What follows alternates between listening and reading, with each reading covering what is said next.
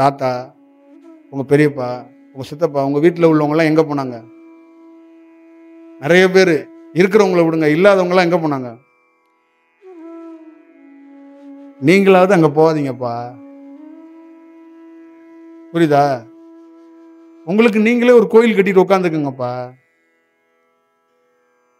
சும்மா நாச்சும் வீம்புக்கு கோயில் கட்டிட்டு உட்காராதீங்க.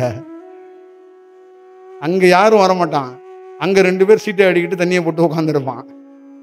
ஞானத்தால இருந்தாதான் அங்க 2 பேர் வணங்குறதுக்கோ இளப்பாடுறதுக்கோ வருவான். புரியுதா? நம்ம முன்னோர்கள்லாம் எங்க போனாங்க? உங்களோட கடுமையான பக்தியான ஆளுங்க அவங்க எல்லாம். பழனிக்கு உருண்டு போனவங்க.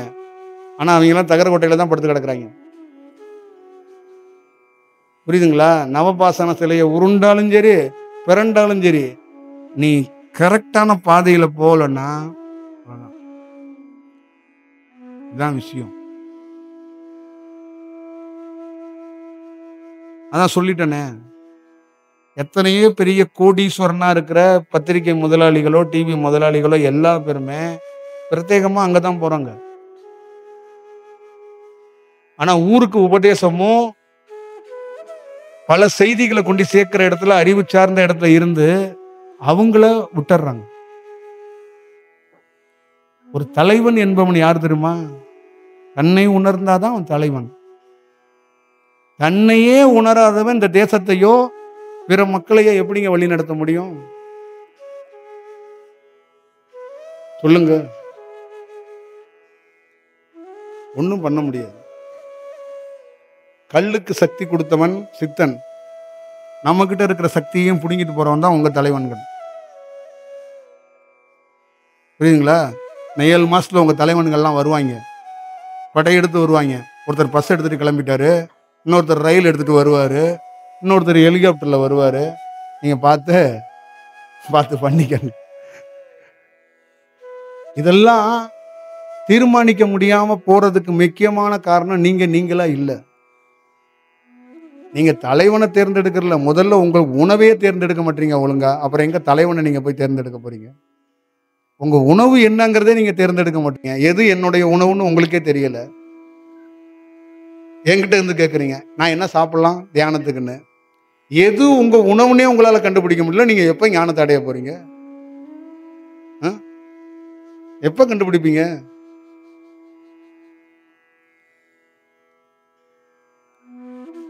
அவ்வளவு பெரிய ஞானி ராமலிங்க சாமி. அவர் இருக்கிற இந்த தமிழ்நாட்டில் இவ்வளவு பெரிய உபதேசம் பண்ண ஞானி இடத்துல இந்த ஸ்டேட்ல ஒருத்தன் கறி திங்கலாமா? இப்ப எவன் ராமலிங்க சாமியை மதிச்சான்? ஒருத்தன் திங்கலாமாப்பா? ராமலிங்க சாமிக்கு வேலை வெட்டி இல்லையா? நீங்க எத்தனை பேர் இங்க கறி திம்பீங்க? அப்போ ஒரு ஞானி கண்டறிஞ்சான்ல, அவன் சொன்னதை நீங்க கேட்டிருந்தீங்கன்னா நீங்க ஏன் பிரத்யேகமா அப்போலோவில் போய் ஸ்கேன் எடுக்க போறீங்க? நீ ஸ்கேன் எடுக்காதங்கிறதுக்காக தான் அவன் சொன்னான். புரியுதா? நீ ஏன் போய் அரவிந்த் ஆஸ்பத்திரியில் போய் கண்ணுக்கு ஆபரேஷன் பண்ற? அவன் பேச்சை கேட்டிருந்தனா அவன் உன்னை எங்கேயுமே போட்டு இருக்க மாட்டானே. நீ எங்கெங்கேயோ போய் கடைசியில் தகரக்கோட்டையில படுத்துற. அப்புறம் எங்க போய் ராமலிங்க சாமியை போய் பார்ப்ப? பூசத்துக்கும் தைப்பூசத்துக்கு அங்க போய் நின்று ஜோதி தெரியுது, 7 திரையை விளக்குறாங்க, நான் போய் பார்க்கறேன்னு பார்த்துட்டு உட்காந்துருக்கிறேன். கடைசி வரைக்கும் நீ பார்த்துக்கிட்டே இருக்க வேண்டியதான். அப்போ ஒரு ஞானி தன்னுடைய வலிமையை பயன்படுத்தி 100 ஆண்டுகளுக்கு முன்னாடி என்ன நடக்க போகுதுங்கிறதெல்லாம் கண்டறிந்து உங்ககிட்ட கொடுக்குறான். ஏன் கொடுக்குறான்? அவன் ஞானம் அடைந்தவன். அவன் ஏன் கொடுக்குறான்னா உனக்கிட்ட தான் கொடுக்குறான். அவனுக்கு ஏதாவது பாகுபாடு இருக்கா? ராமலிங்க சுவாமிகளுக்கு இங்க இருக்கிற யாரு மேலேயாவது பாகுபாடு இருக்கா? அந்த கருத்தை எனக்காக கொடுத்தாரு ராமலிங்க சாமி? உனக்காக தானே கொடுத்தாரு. இப்போ ராமலிங்க சாமி விஷயத்தை நீ ஃபாலோ பண்ணியிருந்தா எனக்குள்ள ஒரு சக்தியே வந்திருக்காது. நான் ஏன் வரணும்? நாங்க வந்திருக்க வேண்டியது இல்லையே. நாங்க ஏன் வேலை பார்க்க போறோம்? அவர் ஏப்பா சொல்ல போறாரு கடை விரித்தேன் கொள்வதற்கு ஆள் இல்லைன்னு? அப்போ ஒரு ஞானியோட பேச்ச கேட்க மாட்டாங்க, அதை ஃபாலோ பண்ண மாட்டாங்க. அப்ப என்ன பண்றாங்கன்னா கூட்டமா குரூப்பா இருந்துக்கிறாங்க. புரியுதுங்களா? அவருக்கு பின்னாடி ஒரு குரூப்பு, நம்ம பின்னாடி ஒரு இப்படியெல்லாம் இருந்தா எப்படி ஞானம் அடைவீங்க? எப்படி தெளிவடைவீங்க? எங்க உலகத்துல இருக்கிற எல்லா மக்களும் ஒண்ணுதாங்க. மொழி தாங்க வெவ்வேறு. கத்தியில குத்துனா எல்லாத்துக்கும் ரத்தம் வருது இல்ல? உயிர் எல்லாத்துக்கும் ஒரு உயிரை தான் இறைவன் படைச்சு வச்சிருக்கிறான் உள்ள. அமெரிக்காவில் என்ன ஆகாயமே இல்லாம வேற ஒண்ணு இருக்கா என்ன? அப்ப நீங்க அதை பார்க்கணும். ஒரு ஞானியோடைய பேச்ச நீங்க என்னைக்கெல்லாம் கேட்குறீங்களோ, மதிக்கிறீங்களோ, அவங்க காட்டுற பாதையில போறீங்களோ, அங்க நீங்க காப்பாற்றப்படுவீங்கன்னு அர்த்தம். உங்களுக்கு இன்சிடென்ட்டா ஞானி தேவைப்படுறான். பிரத்யேகமா காலைல ஒரு எழுப்புறதுக்கு ஒரு ஞானி வேணும் உங்களுக்கு. மத்தியானம் நீங்க வயல்வெளியில போறதுக்கு ஒரு ஞானி தேவைப்படுறான். நைட்டு ஒரு ஞானி தேவை. இடையில கிளுகிளுப்புக்கு இன்னும் 2 ஆள்கள் தேவைப்படுறாங்க யூடியூப்ல.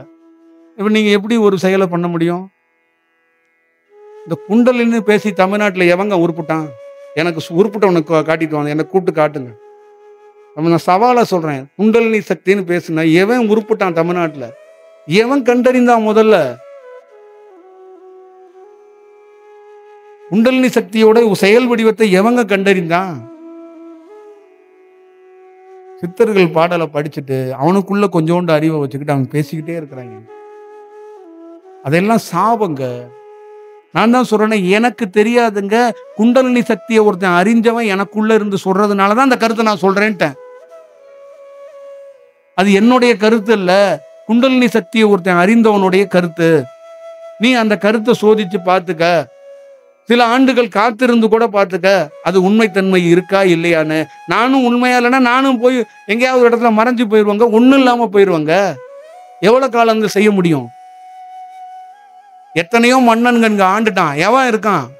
அவன் வம்சாவளி எங்க?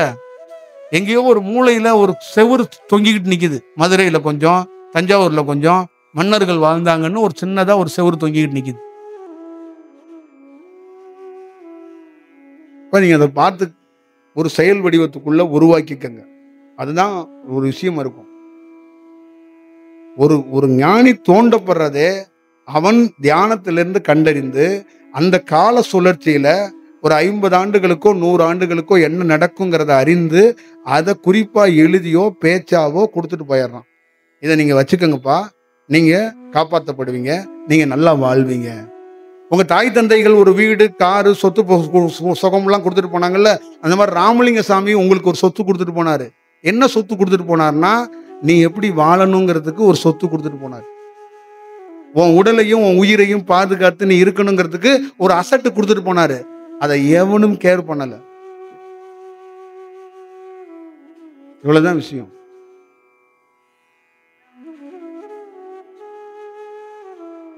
சோறு போட்டா ராமலிங்க சாமி வந்துருவாருன்னா, சோறு போட்ட அத்தனை பேருமே வடலூர்ல ஞானி அடைஞ்சிருக்கணும். வெறும் சோறு போட்டா ஞானி வரமாட்டாரு. அதான் சொல்லிட்டேன்ல, 2 சொட்டு தேனை நக்கிட்டு நீ சந்தோஷமா ஆடலாம். எங்க ஊர்ல மாரியம்மன் கோயிலுக்கு சாமி ஆடினவளும் தகரக்கோட்டையில தான் படுத்து கிடக்குறான். கருப்புசாமி கோயில சாமி ஆடினவனும் தகரக்கோட்டையில தான் படுத்து கிடக்குறான். 52 வருஷம் மாலை போட்டு ஐயப்பனே கதின்னு இருந்த எங்க அப்பாவும் தகரக்கோட்டையில தான் படுத்து கிடந்தாரு.